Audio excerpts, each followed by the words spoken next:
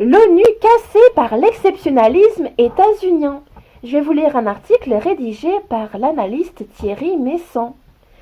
Affaiblis par rapport à leurs compétiteurs russes et chinois, les États-Unis retrouvent leurs réflexes historiques.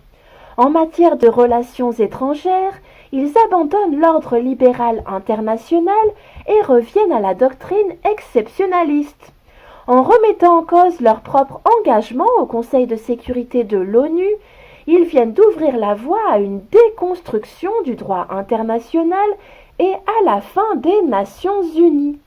Cette évolution qui surprend les Européens de l'Ouest et les plonge dans le désarroi, politiquement parlant, avait été anticipée par la Russie et la Chine qui s'y préparaient, notamment avec le traité de coopération de Shanghai qui réunit toute l'Eurasie, le Moyen-Orient et une partie de l'Océanie.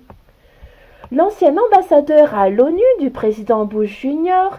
et actuel conseiller de sécurité nationale du président Trump, John Bolton, est opposé à un aspect particulier des Nations Unies.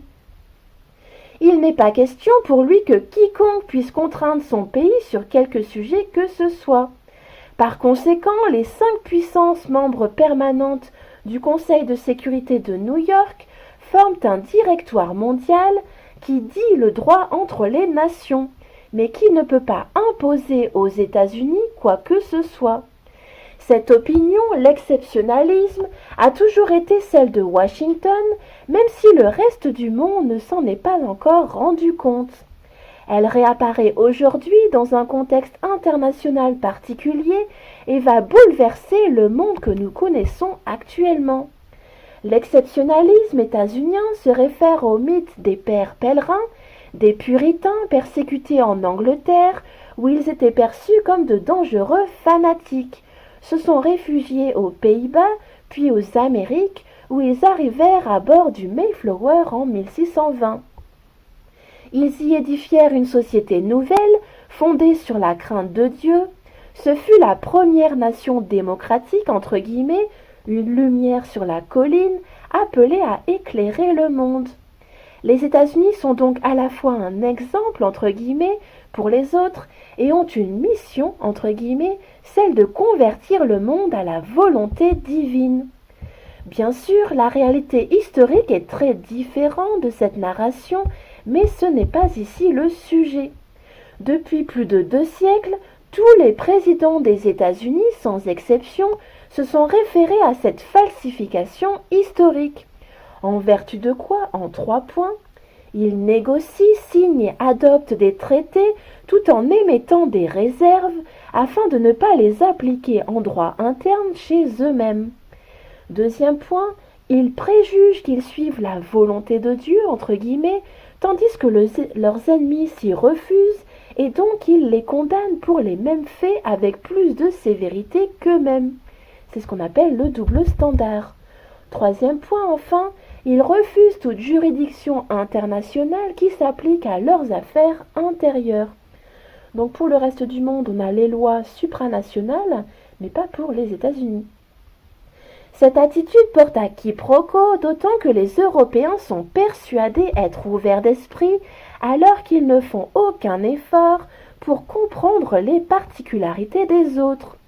Ainsi, ils sont persuadés que le refus des États-Unis d'adopter l'accord de Paris sur le climat est imputable à l'obscurantisme supposé du président Trump. C'est en réalité une position constante de Washington. L'accord de Paris de 2015 fut précédé par le protocole de Kyoto en 1997 que Washington refusa également. Les États-Unis étaient déterminés à ne pas adopter ce qu'ils avaient contribué à écrire parce qu'il imposait un comportement à leurs propres citoyens. Le président Clinton tenta de négocier des réserves que les Nations Unies refusèrent.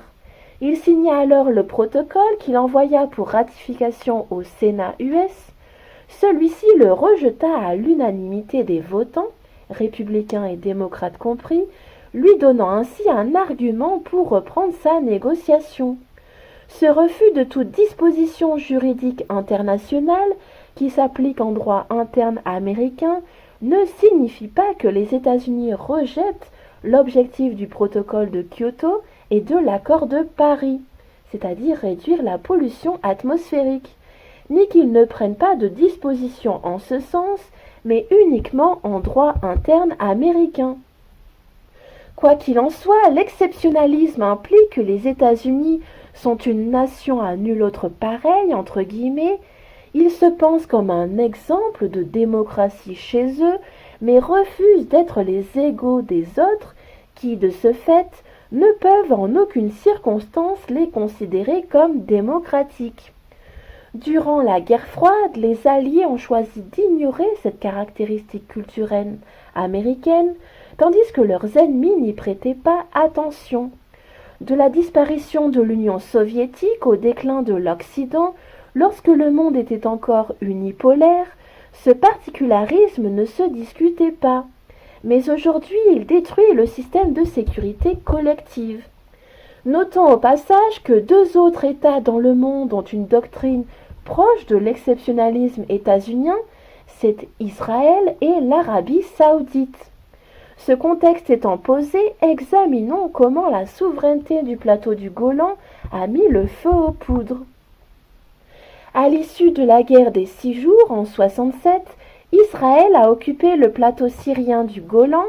La résolution 242 du Conseil de sécurité, soulignant l'inadmissibilité de l'acquisition de territoires par la guerre, ordonnait le retrait des forces armées israéliennes des territoires occupés lors du récent conflit.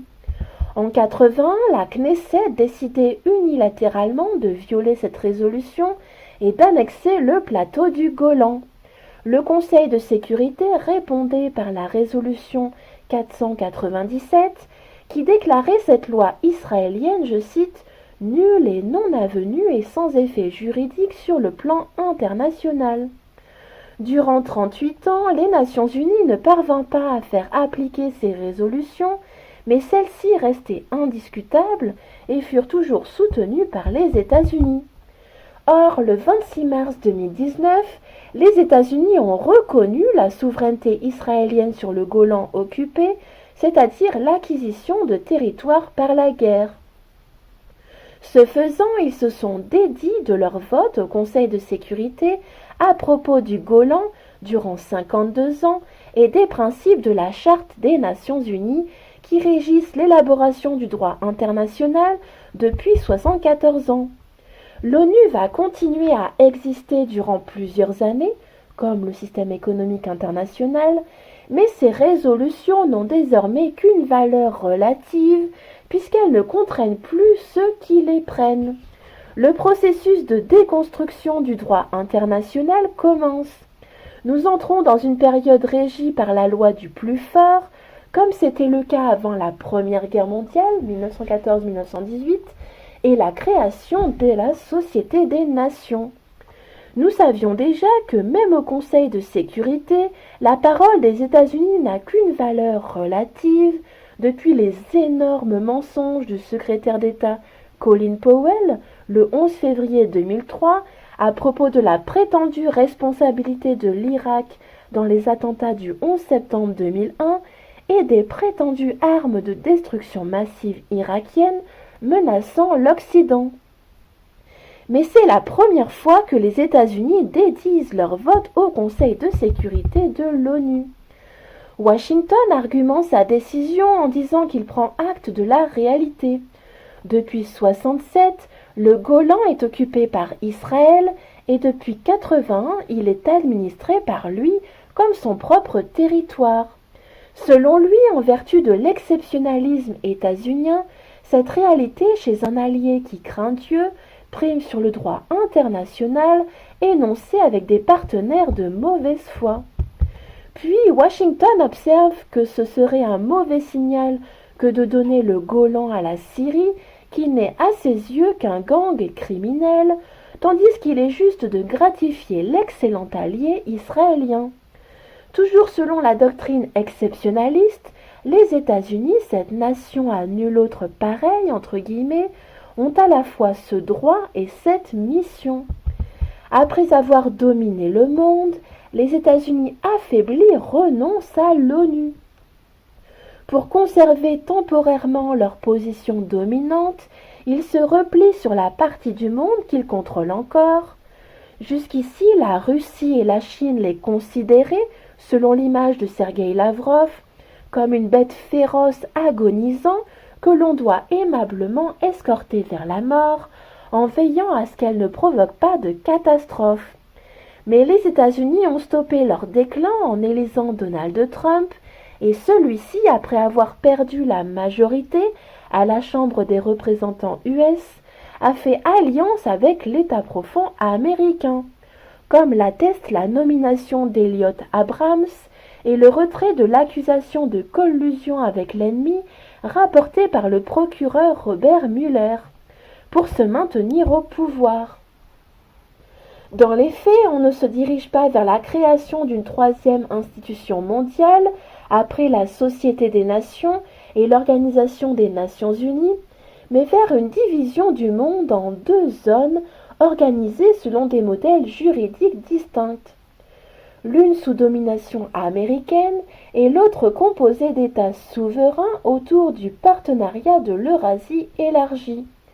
À la différence de la guerre froide où il était difficile de voyager de l'Est à l'Ouest et réciproquement, mais où les deux blocs admettaient l'unique système juridique des Nations Unies, le nouveau système devrait permettre de voyager et de commercer d'une région à l'autre, mais il devrait être organisé autour de deux modèles de droit. C'est très exactement ce monde post-occidental qu'avait annoncé le 28 septembre 2018 le ministre russe des Affaires étrangères, Sergueï Lavrov, à la tribune de l'Assemblée générale des Nations unies. Observons au passage que si Israël a salué comme une victoire la reconnaissance américaine de sa souveraineté sur le Golan, l'Arabie saoudite, après réflexion, l'a condamnée. Cette position ne correspond pas à la doctrine saoudienne, mais au vu de l'unanimité du monde arabe contre cette conquête territoriale, Riyad a choisi de se rallier à son peuple. Pour la même raison, il se trouvera contraint de refuser également le deal du siècle sur la Palestine. Alors les États-Unis ont-ils changé ? La presse officielle ne se donne pas le droit d'anticiper, comme nous venons de le faire, la fin de l'ONU et la division du monde en deux zones juridiques distinctes. Ne parvenant pas à comprendre les événements, en tout cas officiellement, elle s'accroche à un mantra. Le populiste Donald Trump aurait changé les États-Unis et détruit l'ordre libéral international. C'est oublier l'histoire.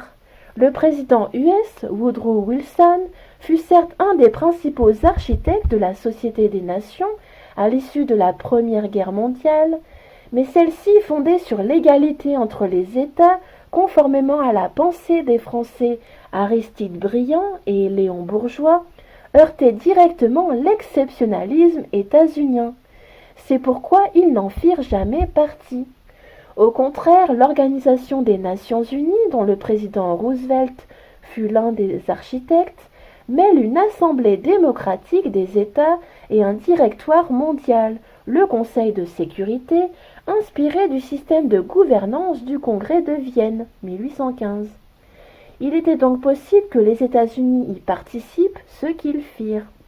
Dans la mesure où aujourd'hui ils ne peuvent exercer d'autorité ni sur la Russie ni sur la Chine, et où ils n'ont plus de raison de composer avec ces deux puissances, les États-Unis se retirent du système des Nations Unies. Il est grotesque pour les puissances occidentales qui ont largement profité de ce système durant 74 ans de pleurnicher en déplorant cette fuite. Il convient plutôt de se demander comment nous avons pu construire un édifice aussi bancal. La Société des Nations avait institué l'égalité entre les États, mais refusé l'égalité entre les peuples. L'Organisation des Nations Unies a tenté d'imposer une morale universelle en ignorant l'universalisme du genre humain.